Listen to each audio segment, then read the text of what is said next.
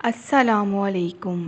رابیل کی ڈائری میں اپنے تمام سننے والوں کو خوش آمدید۔ ایک شخص مستہ نامی نفسانی خواہشات کا پیروکار تھا۔ وہ شخص فوت ہو گیا۔ بعد وفات کسی صوفی بزرگ نے اسے خواب میں دیکھا تو پوچھا کیا حال ہے؟ تو اس نے جواب دیا مجھے اللہ تعالیٰ نے بخش دیا۔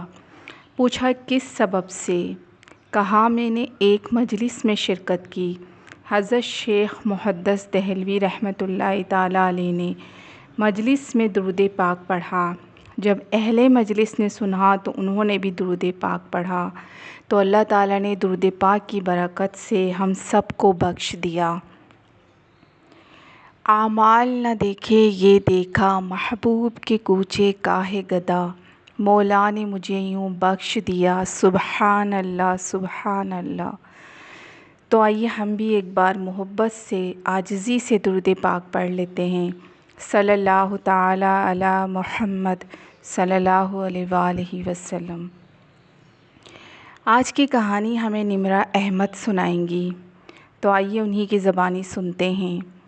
میرا نام نمرہ احمد ہے۔ میں حیدرآباد کی رہائشی ہوں۔ میرے والد پیشے کے لحاظ سے ڈاکٹر ہیں۔ میں طبیعتاً بہت شوخ و چنچل اور ہنستی مسکراتی لڑکی تھی کا لفظ یوں استعمال کیا کہ اب نہیں ہوں۔ اس کا مطلب کہانی سن کر آپ کو پتہ چل جائے گا۔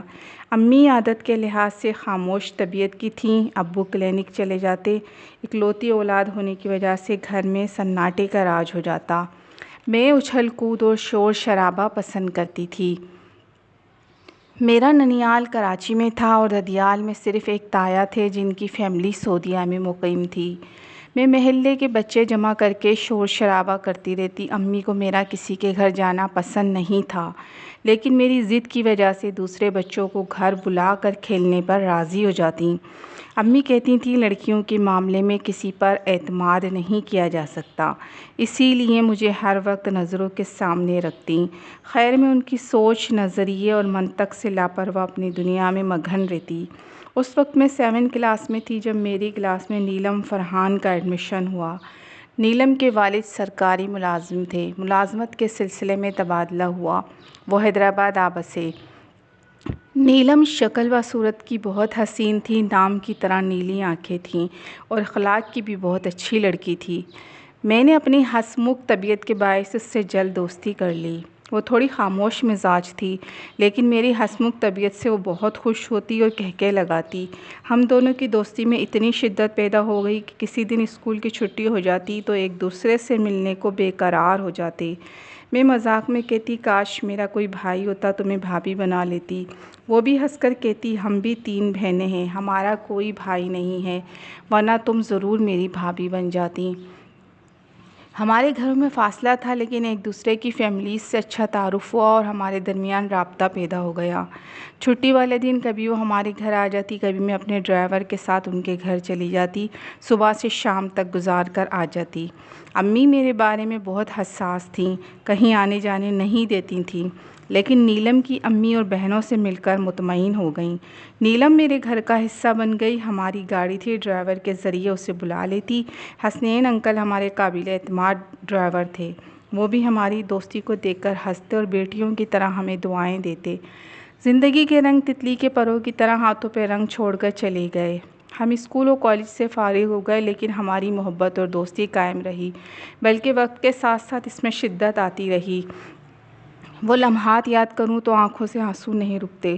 میرے BA کے بعد کراچی سے بڑی خالہ کے گھر سے میرا رشتہ آیا، جسے امی ابو نے خوش دلی سے قبول کر لیا۔ ماں باپ سے زیادہ مجھے نیلم سے دوری کا احساس تھا۔ میں تو اس سے مل کر رو پڑی کہ اس کے بغیر کیسے رہوں گی۔ اس نے مجھے تسلی دی کہ پاگل یہ دنیا کا رواج ہے، اگر ہماری شادیاں ہو بھی گئیں تو ہم ایک دوسرے کو یاد رکھیں گے، اور کراچی سے حیدرآباد کون سا دور ہے، جب بھی موقع ملا ضرور ملیں گے۔ پھر آج کل موبائل نیٹ کی سہولت موجود ہے، ہر وقت بندہ بات کرتا رہتا ہے۔ اتفاق سے اسی دوران اس کا رشتہ پھپھو کے گھر سے آیا، جسے اس کے والدین نے قبول کر لیا۔ ہماری شادیاں دھوم دھام سے ہوئیں۔ میں خالہ کے بیٹے حسن سے بیاہ کر کراچی آ گئی، وہ پھپھو کے بیٹے عاشر کے ساتھ زندگی کے نئے سفر پر روانہ ہو گئی۔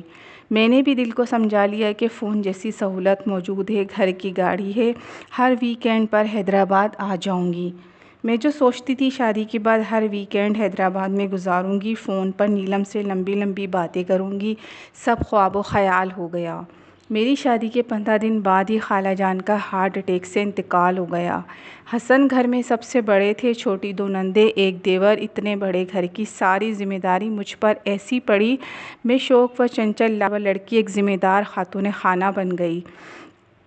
نیلم بھی اپنے گھر سسرال میں مصروف ہو گئی۔ اب ایسے بات چیت ہوتی جیسے چلتے پھرتے کسی کام میں دل و دماغ لگا ہے۔ جب بھی موقع ملتا ہم ضرور بات چیت کر لیتے۔ میرا پہلا بیٹا ادیم اور اس کی بیٹی ادینہ آگے پیچھے دنیا میں آئے۔ اس کی بیٹی میرے بیٹے سے 3 مہینے چھوٹی تھی۔ اپنی ماں کی طرح نیلی آنکھوں والی خوبصورت ادینہ کو میں دیکھنے تو نہ جا سکی، پر واٹس ایپ پر ویڈیو کال کے ذریعے دیکھ کر دل خوش ہو گیا۔ وقت آگے بڑھا، میرے بیٹے کے بعد لارب آ گئی، ہماری فیملی مکمل ہو گئی۔ ہمارے بچے اب 10 سال کے ہو گئے تھے۔ نیلم کی ادینہ اکلوتی ہی رہی، اس کے پھر کوئی اولاد نہ ہو سکی۔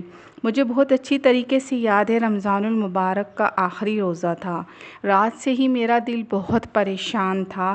رات کو میری نیلم سے بات ہوئی، اس نے مجھ سے وعدہ کیا تھا وہ اس عید پر کراچی میرے گھر آئے گی اور میں عید کے دوسرے دن حیدرآباد آؤں گی، تب مل کر بہت ہلا گلا کریں گے۔ آخری روزے والے دن صبح 12 بجے کے قریب ہمارے گھر کی بیل بجی۔ میرے دیور نے گیٹ کھول کر بتایا، بھابھی آپ کی کوئی دوست نیلم ہے۔ ارے نیلم یہاں کیسے بغیر اطلاع کے آ گئی؟ میں دوڑ کر گیٹ پر پہنچ گئی۔ وہ واقعی نیلم ہی تھی، سفید سوٹ میں سر سے پیر تک لمبی سفید چادر میں لپٹی کھڑی تھی۔ پیشانی پر چوٹ کا گہرا نشان تھا جسے اس نے ہاتھ سے دبا کر روکا ہوا تھا۔ نیلم میں بے قرار ہو گئی، کیا ہوا؟ چوٹ کیسے لگی؟ بغیر اطلاع کے اکیلی کیسے آ گئی؟ میں نے دونوں ہاتھوں سے پکڑ کر اسے اندر لائی اور صوفے پر بٹھایا۔ وہ خاموش لب لیے مجھے دیکھ رہی تھی۔ خون کیسا نکل رہا ہے؟ میں نے اس کی پیشانی چھوئی جو ٹھنڈی تھی، بالکل برف کی طرح۔ اچانک وہ میرے گلے سے لگی اور رونے لگی۔ مجھے یوں لگا جیسے کوئی برف کی سل میرے گلے لگی ہو۔ بتاؤ نا نیلم، تمہیں کیا ہوا؟ میں تڑپ کر پوچھ رہی تھی۔ قریبی ٹیبل پر رکھا میرا فون بج اٹھا۔ میں نے نیلم کو خود سے الگ کر کے صوفے پر بٹھایا، اس کے ہونٹوں نے میری پیشانی چومی۔ وہ لمس میں بھول نہیں سکتی، جیسے کوئی برف کا ٹکڑا میری پیشانی سے لگا ہو۔ فون کب سے بج رہا ہے؟ پہلے فون اٹینڈ کر لوں۔ میں نے مڑ کر فون اٹھایا اور ہیلو کہا۔ دوسری طرف نیلم کی چھوٹی بہن سمرین تھی جو روتے ہوئے کہہ رہی تھی، نیلم آپی کا انتقال ہو گیا ہے، ان کی بائک کسی گاڑی سے ٹکرا گئی تھی، 2 گھنٹے ہاسپٹل میں ایڈمٹ رہیں، ڈاکٹرز نے بہت کوشش کی، انہیں ہوش نہیں آ سکا، ابھی ان کا انتقال ہو گیا ہے۔ آپ کی دوست آپ کو چھوڑ کر چلی گئی ہے۔ وہ زاروں قطار رو رہی تھی۔ نہیں، تم جھوٹ بول رہی ہو، نیلم زندہ ہے، میرے پاس میرے سامنے بیٹھی ہے۔ میں چیخ کر بات کرتے کرتے مڑ کر صوفے کو دیکھا، میرا دل دھک سے رہ گیا۔ صوفہ خالی تھا، صوفے پر بیٹھی نیلم غائب تھی۔ میری آنکھیں پھٹیں، دل بند ہوا اور میں لہرا کر زمین پر گر گئی۔ میرے دیور اور نندوں نے فون کر کے حسن کو بلایا، مجھے ہوش میں لایا گیا۔ پھر مجھے نہیں پتا میں کیسے نیند میں چلتی حیدرآباد پہنچی، جہاں میری عزیز دوست، میری زندگی کا اہم حصہ نیلم اپنے آخری سفر پر جانے کے لیے تیار تھی۔ سفید کفن میں لپٹا اس کا وجود میرے انتظار میں رکھا تھا، پیشانی پر چوٹ کا نشان جس سے ابھی بھی خون نکل رہا تھا۔ اس کی ساس بتا رہی تھی وہ اپنے شوہر کے ساتھ بائک پر بیٹی کی عید کی شاپنگ کرنے گئی تھی، تیز رفتار گاڑی نے بائک کے پرخچے اڑا دیے۔ اس کا شوہر تو موقع پر ہی دم توڑ گیا، اسے ہوش نہیں آ رہا تھا۔ 2 گھنٹے بعد ہاسپٹل میں اس نے دم توڑ دیا۔ وہ ساتھ جینے مرنے کے وعدے دھرے کے دھرے رہ گئے۔ میرا رونا، آہیں، سسکیاں کچھ بھی نیلم کو واپس نہیں لا سکا۔ وہ ہمیشہ کے لیے چلی گئی میرے دل میں اپنی محبت، یادوں اور باتوں کے چراغ جلا کر۔ کوئی یقین کرے یا نہ کرے، وہ مرنے کے بعد اس کی روح مجھ سے ملنے آئی تھی۔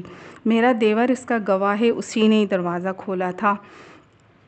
اس کا ٹھنڈا وجود، ٹھنڈے ہونٹوں کا لمس مرتے دم تک میرے ساتھ رہے گا۔ اس کی اکلوتی بیٹی ادینہ آج میرے اکلوتے بیٹے ادیم کی بیوی اور میری بہو ہے۔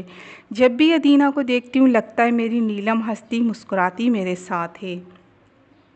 جی ویورز، کہانی کیسی لگی کومنٹس میں بتائیے گا۔ چینل کو سبسکرائب ضرور کر لیجئے، لائک اور شیئر کرنا مت بھولیے گا۔ اللہ حافظ۔